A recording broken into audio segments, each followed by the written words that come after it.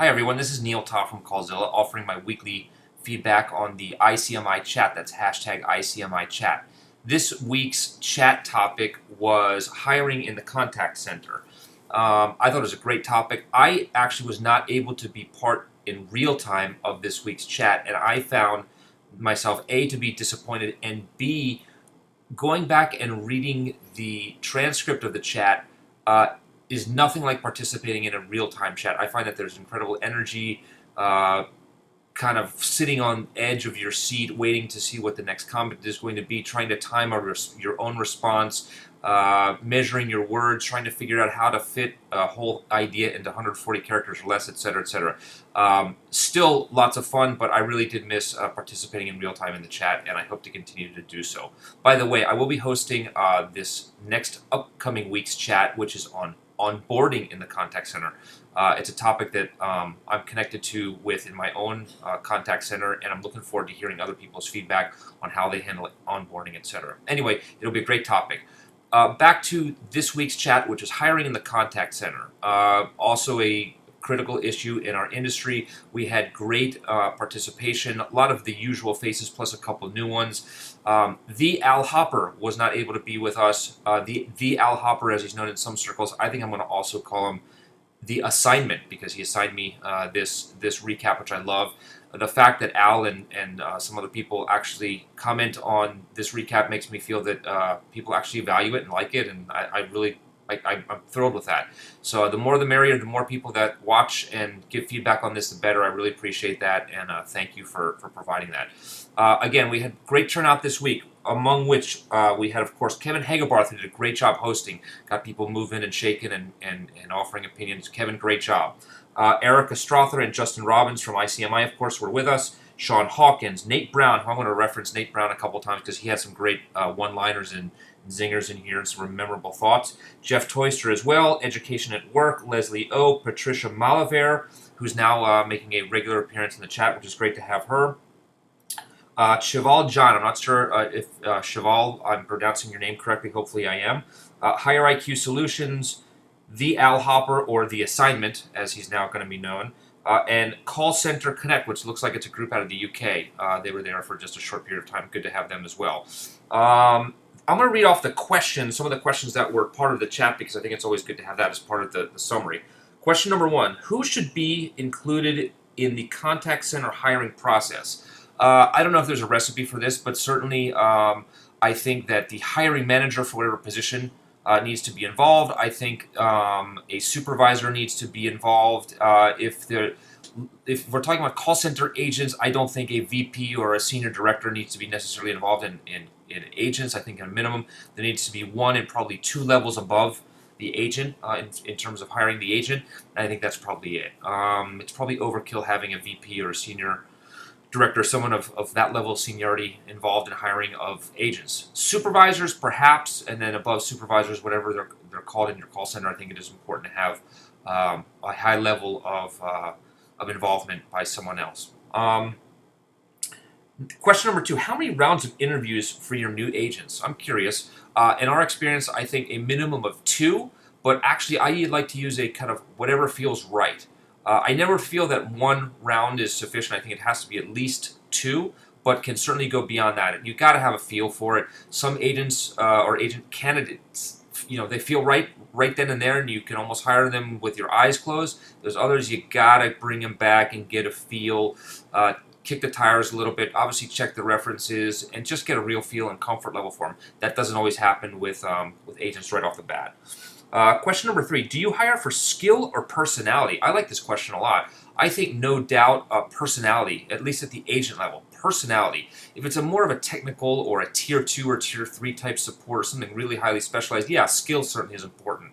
But I think personality by far and above outweighs skill. I thought that Sean Hawkins had a great line, which is, personality is the answer. Skill can be taught. Couldn't be said more simply. Skill can be taught. Personality certainly is the most important one. And then Nate Brown offered something which I thought was good. He mentioned that CBS is used in his contact center, critical behaviors for success. I'm not really familiar with that and would love to know a little bit more, Nate, about that and how you use it, what it's used for, and kind of what your experience is. I'm wondering if anybody else is familiar with CBS. From the looks of things in the chat, nobody else commented on it, but I'd be certainly interested in learning more about that, Nate.